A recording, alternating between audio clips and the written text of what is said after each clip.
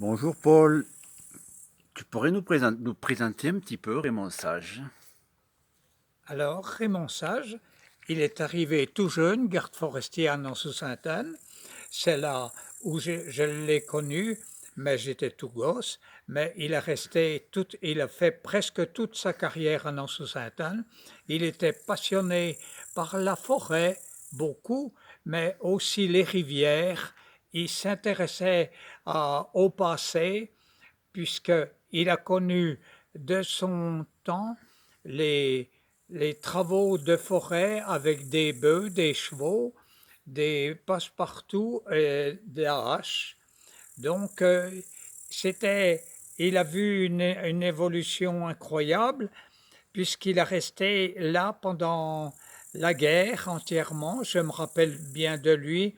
Et sur Raymond Sage, c'était une vieille figure de, de- du passé. Et nous, on était bien avec le Raymond Sage, puisqu'il nous expliquait, euh,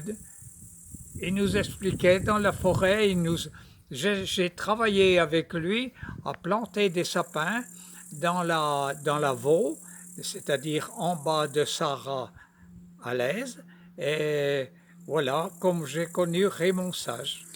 Alors tu nous as dit tout à l'heure que dans son récit, Raymond Sage parle d'une pierre du sacrifice. Et toi, tu as connu cette pierre du sacrifice.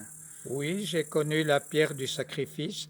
On était gosses, on allait se promener depuis Alès sur la forêt du Marquis de Moustier, l'ancienne route de gallo-romaine là-bas. Et la pierre du sacrifice, malheureusement, il l'avait déjà fait exploser.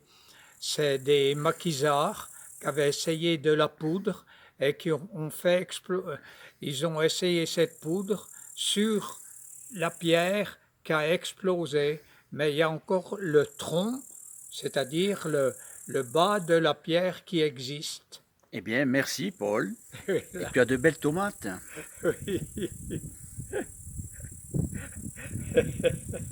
Alors à la revoyure. Voilà.